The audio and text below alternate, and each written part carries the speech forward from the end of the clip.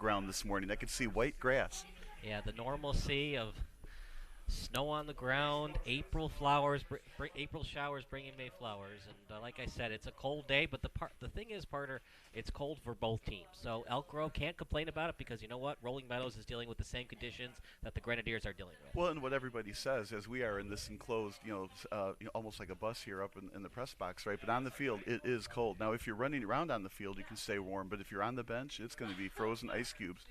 For Elk Grove to win this one, partner, they got to contain Ryan Cheney. He's got 23 goals on the year, 3.3 goals per game. What's it going to take to keep him away from the goalie crease? A lot of pushing. Of course, they have to prevent using their arms, not the stick. Keep him as far away from the goal as they can. And it's going to be hard. Obviously, guarding him as close, try to prevent some of the passes. But it's going to be physical in there.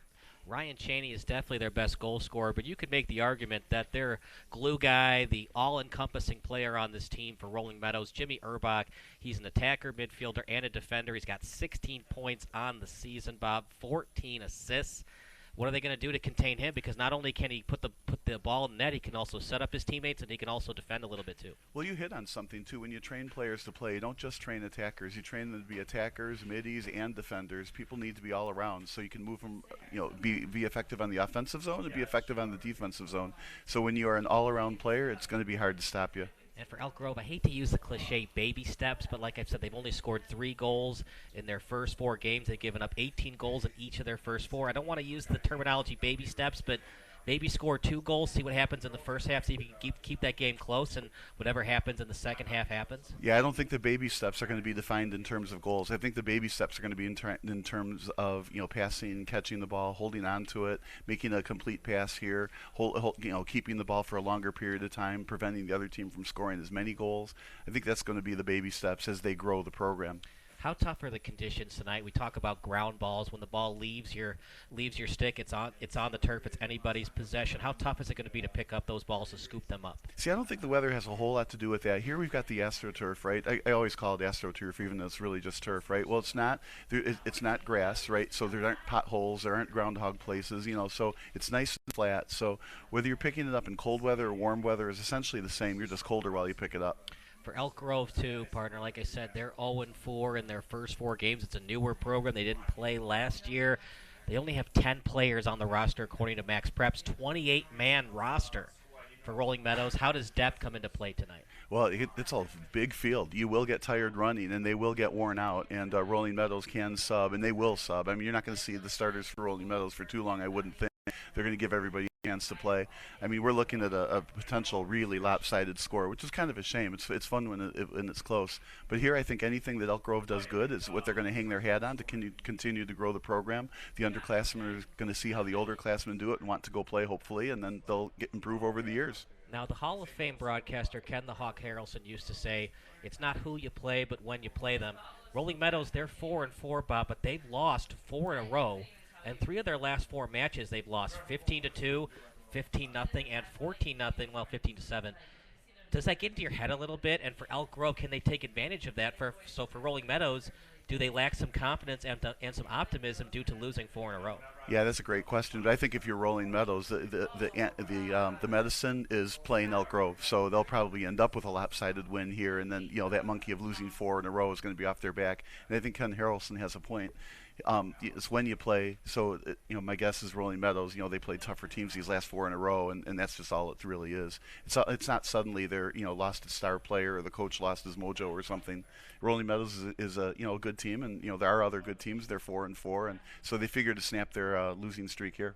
Well, we're scheduled to play at 5:30. I guess we ran the national anthem a couple minutes earlier than we were expected. It's 5:26 right now, so we will start right at 5:30. 10 people on the varsity team for Elk Grove, according to Max Preps. 28, according to Max Preps, for Rolling Meadows. It's also not a very large drive for Rolling Meadows, about 20 minutes on I-90 if you want to take it, or Route 72. So there's really not that home field advantage for Elk Grove, only 20-minute drive for Rolling Meadows, so that probably doesn't go into the mindsets for the Rolling Meadows players. My prediction, partner, like I said, baby steps. I hate to say a silver lining in a loss for Elk Grove, but they've looked so sluggish the first 4 games that we are waiting for the officials, by the way. That's why we're not starting at 5:30.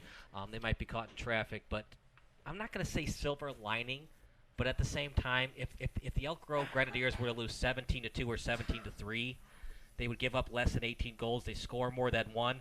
Would that be some positive optimism, some confidence building for next matches, or for Elk Grove to really build some confidence? They got to keep this match close. Yeah, no, you're right on. It's not the score, the final score, that's going to show the progress. The progress is going to be in ball control, how they play defense, how they've improved from the week before. Are they taking to the coaching? And you brought up the field also. There's very little home and field advantage in lacrosse too. It's not like there's rules that in baseball you bat last, or in hockey you get the last shift or something like that. And here in this cold weather, as you pointed out, it's the same for both teams. And you look down here and you got 12, people watching the game, maybe 20 people watching the game. They're all bundled up, so it's not going to be like crowd noise is going to make a difference. The field is the same because you got the same turf at Rolling Meadows as you would here at Elk Grove, so there's no inherent home field advantage. So, Elk Grove, those baby steps are going to be key. Can we hold the ball a little bit longer? Can we make more consecutive passes without dropping the ball? Things like that. We are waiting for the officials, like I said, so we might start a little bit later than 5:30. We do appreciate you watching, by the way. If you'd like to watch on YouTube and Twitter, you can also do that. We appreciate all our Facebook viewers watching today's game or on the EGTV website. By the way, if you like girls lacrosse, we'll be live on May 8th. They play Conant, and a former Conant player will be on color duties. Bob will be out of town that night, but it should be a good one. And for Elk Grove, partner, I'm hoping that the Grenadiers can keep it close. And like I said, Rolling Meadows has not played good lacrosse their last 4 matches, so I wouldn't be shocked if it's only a 2-goal edge for Rolling Meadows entering halftime.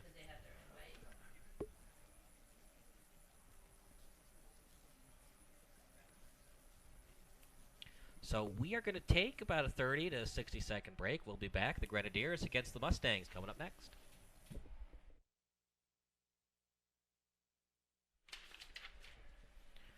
Welcome back to the broadcast of Elk Grove against Rolling Meadows. The officials are finally here, Bob, and we got a clarification from our field reporter in Debbie Dennison. She let us know that the officials thought it was still a 7 o'clock game, so they got here right on time, an hour before game time, but they were actually half an hour late.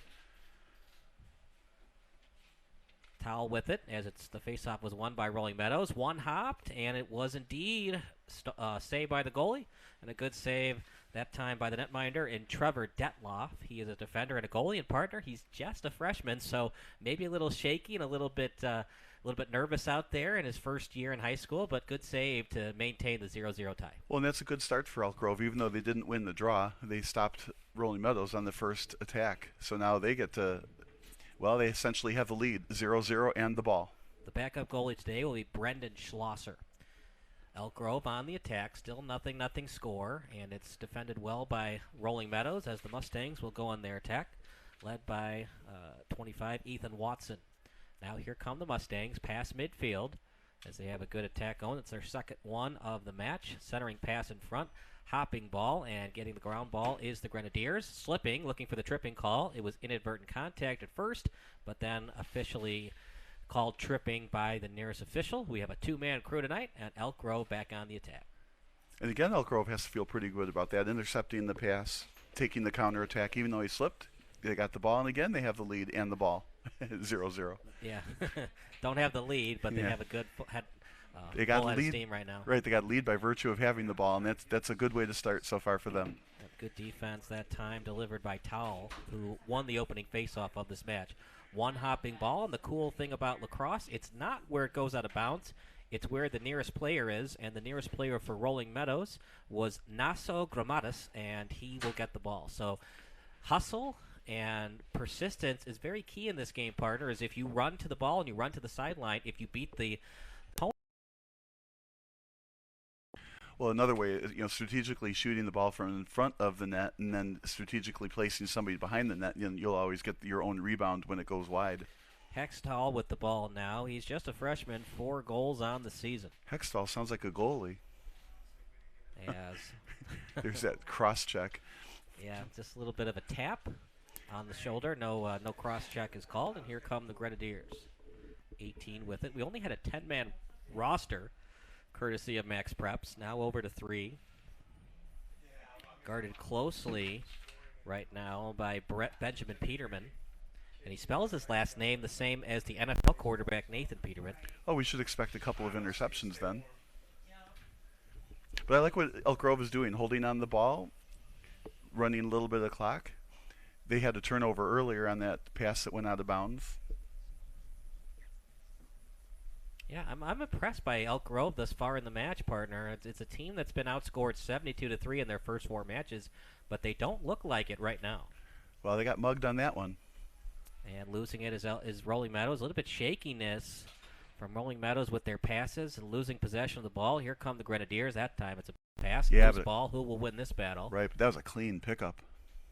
Ground ball. It's still loose. Trying to tie him up. Good job by 23. Tying up that time in Gramadas. And the ball still loose. It's been on the ground for over 45 seconds. Still loose. Up in the air. We go back to a ground ball. Up in the air again. 29 going after it, and it's still loose. Who's the nearest player? It's Rolling Meadows, and taking it will be Matthew Sohn. Yeah, it looked a little bit like a field hockey game there. But it's hard to pick up the ball by keeping your stick vertical to the ground. You need your stick to be more parallel to the ground. It's easier to pick it up that way. Sohn still with it, with a full head of steam, trying to maintain possession, as it was almost knocked away by 12, but Rolling Meadows will set it up out behind the net. Jimmy Urbach, their all-encompassing player, and it's in the net. Rolling Meadows strikes first as it's tapped into the net, that time by Jack Hextall. What a great centering pass on the move. Scored by Rolling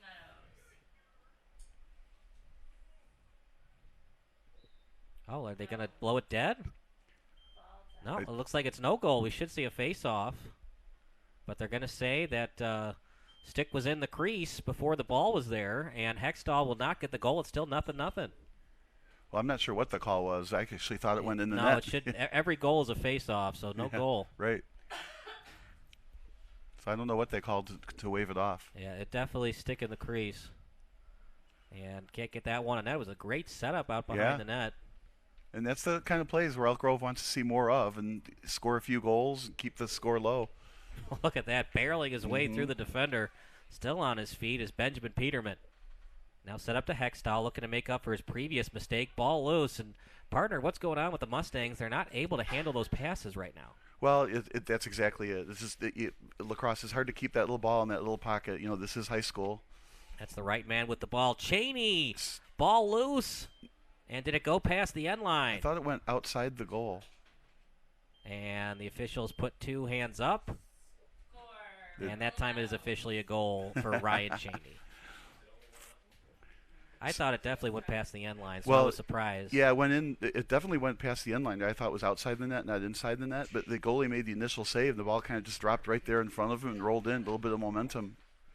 Ryan Cheney now has 24 goals on the year, and partner, when you're having trouble getting that ball past the end line, just give it to your best goal scorer, and that's what the Rolling Meadows Mustangs did there. Well, and there's 2 shots in a row, right? The one that was called back, and then that one. So Rolling Meadows is on a roll here.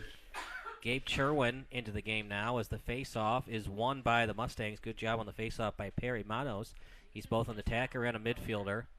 And I'm not going to say a blessing in disguise right now, but silver lining for Elk Grove, they're only down 1-0. Like I said, they've been outscored 18-1 and 18-0 in their first 4 matches. Although this is very early, and there's a 2-second goal. goal. My gosh, Ryan Cheney. That young man has a chance to be all-state the way he's playing this year. He's almost up to his average. He already has 2 goals. That's now his 25th goal this season. The way he threw that one in, he makes you wonder. He was a baseball player earlier in his life. Scored by the Mustangs. He had a nice swing on that. And he still has 1 more year of eligibility. He's a junior on the team. There are a lot of freshmen on this team, including Hextall, who almost scored earlier. He's got 4 goals. And DeVito with 3. And McMillan has 3 as well.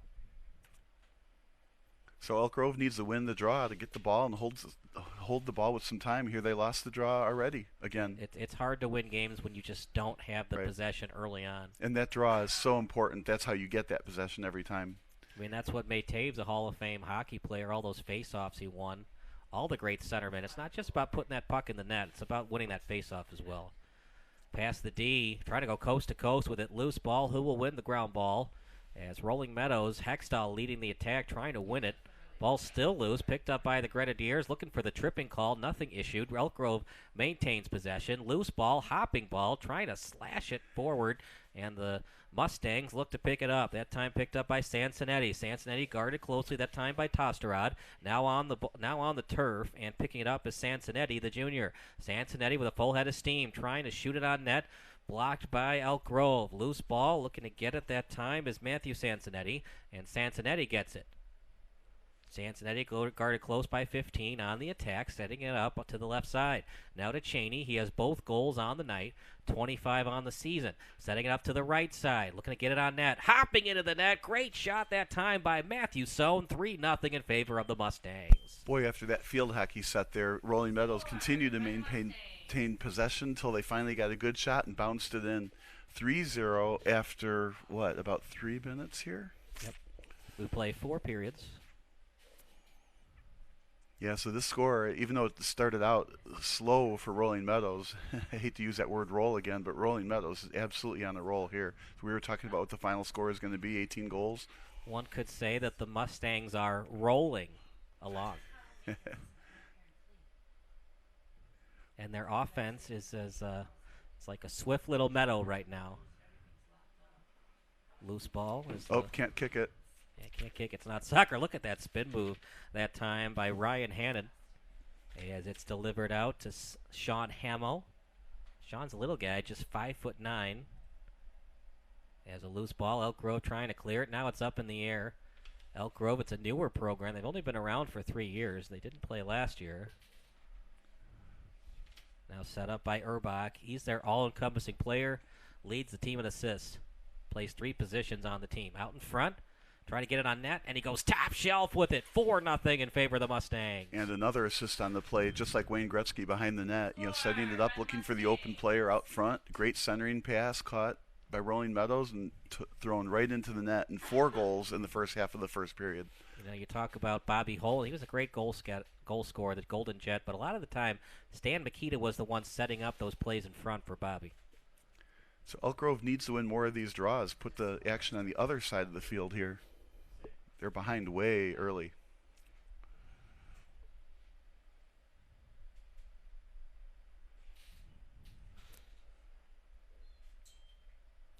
Partner, you're never happy with a loss, but if Elk Grove were to give up less than 18 goals, would that be kind of a positive thing going forward? Well, again, I think it's how you play. How did they play during that 18 goals? Is the other team missing the net? I mean, right now, Rolling Meadows is on a roll. Every shot goes into the net they've had, except for that very first one that was called back.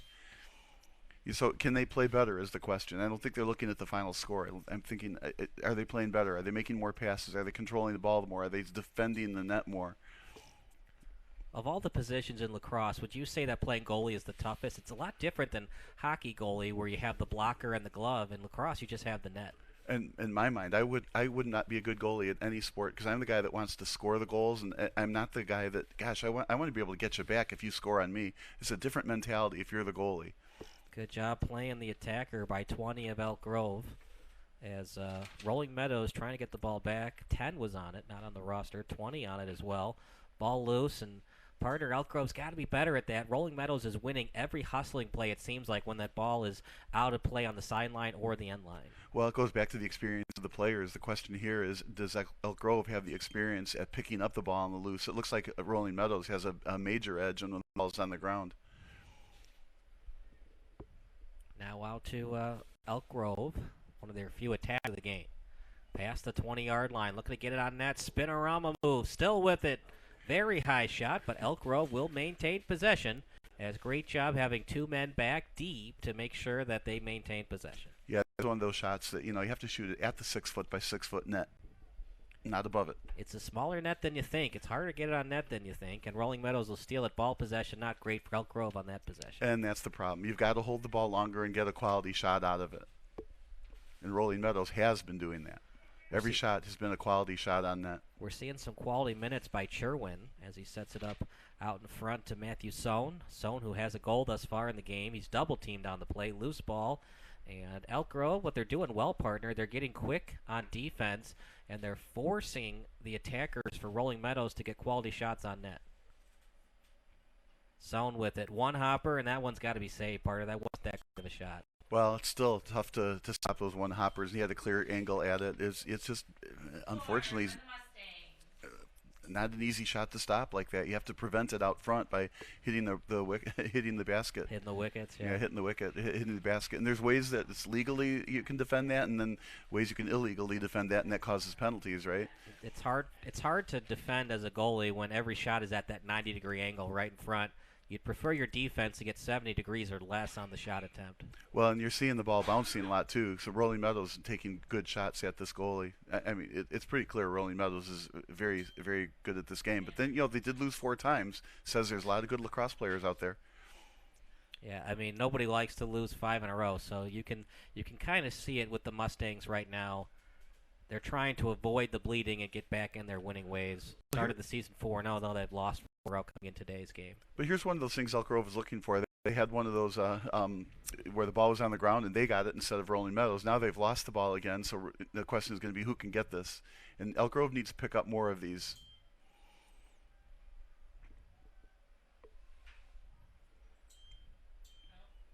Once again, this is an Elk Grove team that has not scored more than once in a game all season. They're going to have to score at least 6 times to win tonight. Well, they're going to be lucky to get that one tonight.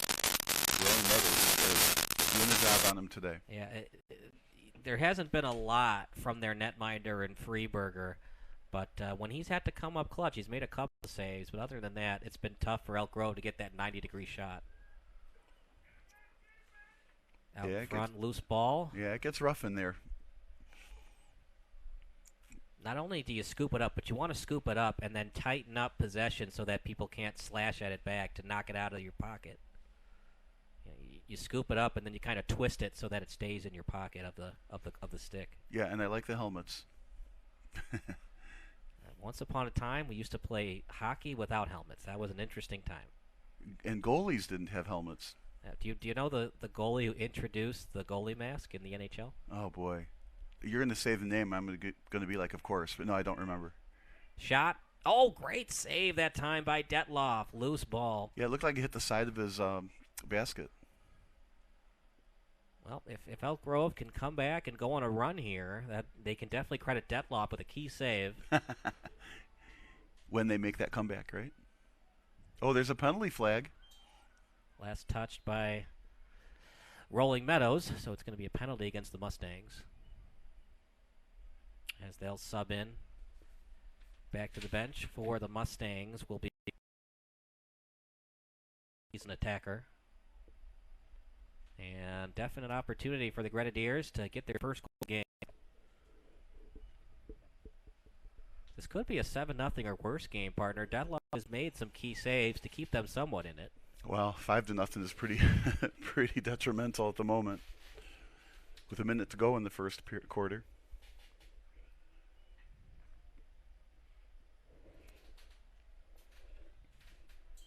.112 remaining in the quarter. Trying to get it on net, and he was met by 3 players of Rolling Meadows, and it wasn't a friendly greeting. Yeah, probably better off to be a little bit more patient, pass it a couple times for a cleaner shot. Terrible pass right there, as the intended target was Ryan Cheney. He's got 2 goals on the night. He's their leading goal scorer tonight. That's what Elk Grove needs. They picked up another one there. Oh, but lost it again. Oh, There's a major what a bump. hit. Hit of the night. Just drilled him to the turf. And now it's getting chippy out there. It's most likely going to be a flag there against it went. Elk Grove. No, it was last touched by Rolling Meadows, so it might be called on the Mustangs. The flag's sitting there at the 30-yard line.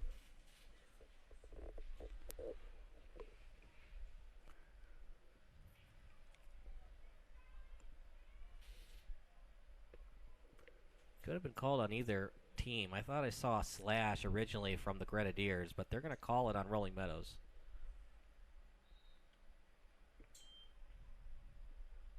Trying to spin his way to the midfield, and will. Remember, the attackers have to stay to the other side of the 50. Stolen away. Oh, nice steal, right? Got to finish the play, and they do with a great pass that time over to Ferguson. Ferguson out in front, wide open, but a bad pass, partner. If you just got it over to Cheney, Cheney had nothing but a wide open net in front of him. Right, and they dropped the ball right in the crease, and then therefore couldn't chase after the ball. Wisely just let it sit. And Cheney, great positioning. If he had just caught that ball, it would have been an easy goal for the leading goal scorer of the Mid-Suburban Conference. And that will do it for the quarter. So we will stick with the action. It's 5-0. 5-0 and 2 flags. In favor of the Elk Grove, in favor of the Rolling Meadows Mustangs. Well, in hockey, partner, there's the 3 stars of the match. For lacrosse, if we did the 3 stars, probably be Ryan Cheney, star number 1, star number 2, probably Urbach, and then star number 3. I'm going to give it to Detloff for the Grenadiers because this could easily be a 7-0 or worse match right now against Elk Grove, if not for their netminder. I think that's probably a good call on that, and those are the names that you called out the most. So if we were to put little ticky marks next to them, that makes sense that those would be the 3 players of the game, at least so far.